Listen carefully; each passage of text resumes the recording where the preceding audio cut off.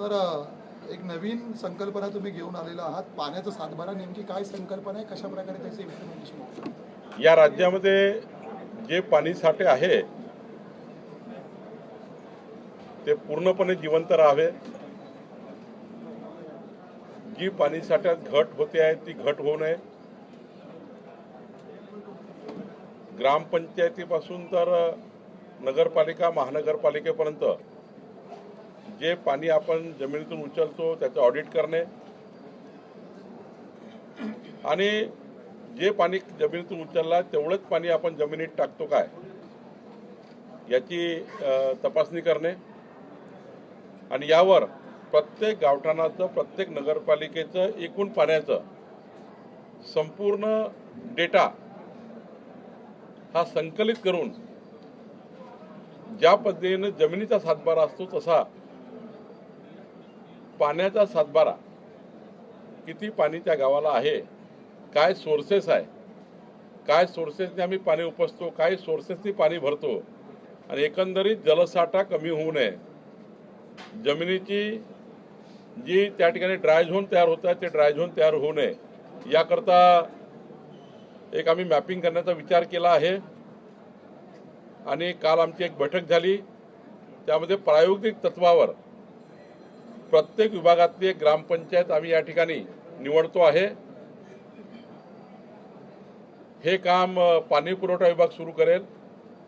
ACS पाणी पुरवठ्याला आम्ही जबाबदारी दिली आहे आणि मग महसूल विभागामध्ये ज्याप्रमाणे जमिनीचा प्रॉपर्टी कार्ड सातबारा असतो त्या पद्धतीचा सातबारा प्रॉपर्टी कार्ड हे प्रत्येक गावाचं पाण्याचं असलं पाहिजे, पिण्याच्या पाण्याचं आणि शेतीच्या पाण्याचं असलं पाहिजे.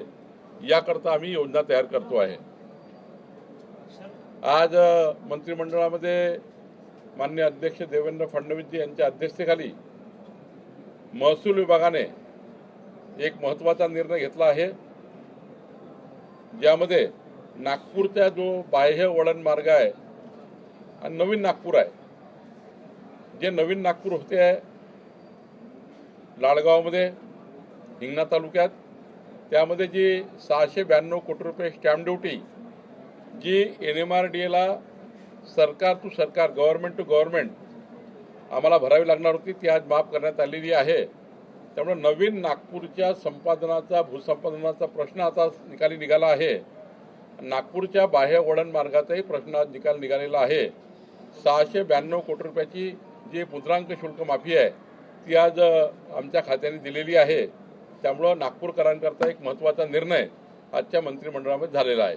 सर, ठाण्यातील एका जमिनीचा प्रश्न देखील महत्त्वाचा मानला जातो. 193 एकर जमीन आहे ती कुठेतरी डी दहिया कंपनीच्या घशात जाते अशी भीती व्यक्त केली जाते. 2800 कोटीचा TDR नाही तर महापालिका आणि शासनाने द्यावा असे आदेश उच्च न्यायालयाने दिले होते. तुर्तास सर्वोच्च न्यायालयात शासन गेल्या होती, स्थगिती मिळाली.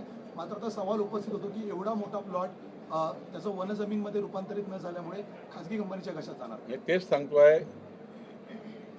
वर्षानुवर्ष जमिनीचं मालमत्तेचं ऑडिट झालं नाही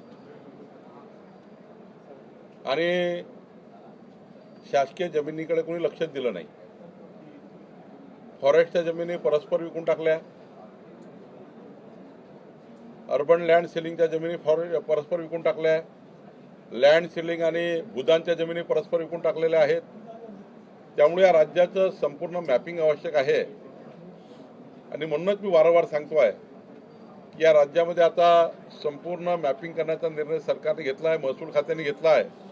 कुठल्याही विभागाच्या जमिनी असेल त्या जमिनी आता आम्ही मॅपिंग करणार आहोत, कारण जमिनीचा संबंध महसूल खात्याशी येतो आहे आणि त्यामुळे या राज्यामध्ये झोडपी जंगल असेल, भूदान असेल, सिलिंग असेल, लँड सिलिंग असेल, अर्बन लँड सिलिंग असेल, महार वतन असेल, देशमुख वतन असेल, देवस्थान इनाम जमिनी असतील, इंग्रजाच्या काळापासून लीजवर दिलेल्या लँड्स असतील, या सर्व लँडचं आम्ही मॅपिंग करणार आहोत आणि ज्या भूमाफियांनी जमीन लाटल्या आहे त्या भूमाफियावर कडक कारवाई, मोकाची कारवाई करून या सर्व जमिनी परत घेण्याचा निर्णय सरकारने केला. कालच पुण्यामध्ये तिथल्या जिल्हाधिकाऱ्यांनी शर्तभंग झालेल्या 34 प्रॉपर्टी सरकार जमा केलेल्या आहेत. शासकीय जमिनी ज्या दिल्या होत्या ज्यांनी वापरल्याच नाही त्या 34 प्रॉपर्टी काल कलेक्टरने जमा केलेल्या आहेत राज्यामध्ये मोहीम निघालेली आहे. 17 सप्टेंबर ते 2 ऑक्टोबर पंतप्रधान नरेंद्र मोदींच्या जन्मदिनापासून तर जयंतीपर्यंत, महात्मा गांधी जयंतीपर्यंत 2 ऑक्टोबरपर्यंत या राज्यातल्या सर्व जमिनीचं मॅपिंग आणि सरकारी जमिनीची मालमत्ता ताब्यात घेण्याचा विचार आम्ही करतो आहे. आणि एवढंच नाही तर आम्ही हा विचार करतो आहे पुढच्या कॅबिनेटच्या वेळी की या राज्यामध्ये ज्यांच्याकडे खाजगी जमिनी आहेत आणि त्या शेतीच्या जमिनी आहे, ॲग्रिकल्चर झोन आहे, पण ॲग्रिकल्चर झोन आहे, खाजगी जमिनी आहेत, तरी वर्षानुवर्ष या जमिनी पडीत पडलेल्या आहे. कूड कायद्याप्रमाणे नियम आहे की 3 वर्षाच्या वर पडीत जमीन ठेवता येत नाही. शेत जमीन त्यांना कल्टिवेशन करावं लागतं, नाहीतर जमीन सरकार जमा करता येतं खाजगी जमीन असली तरी. या राज्यामध्ये आम्ही आदेश काढतोय, ज्यांच्याकडे खाजगी जमीन आहे ती शेत जमीन आहे आणि तो पडीत आहे, ती पडीत ठेवता येणार नाही. त्यांना तिथे कल्टिवेशन करावं लागेल, नाहीतर शासन कूड कायदा वापरेल आणि मग अशाही जमिनी सरकार जमा होऊ शकतात.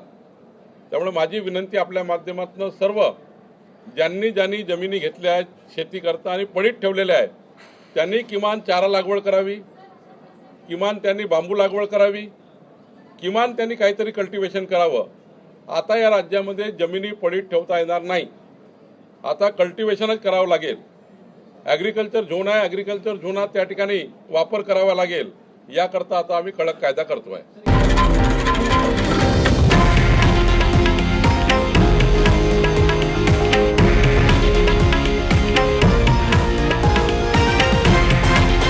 हे आहे देशातील नंबर 1 न्यूज नेटवर्क आणि आपण पाहत आहात TV9 मराठी, एकमेव.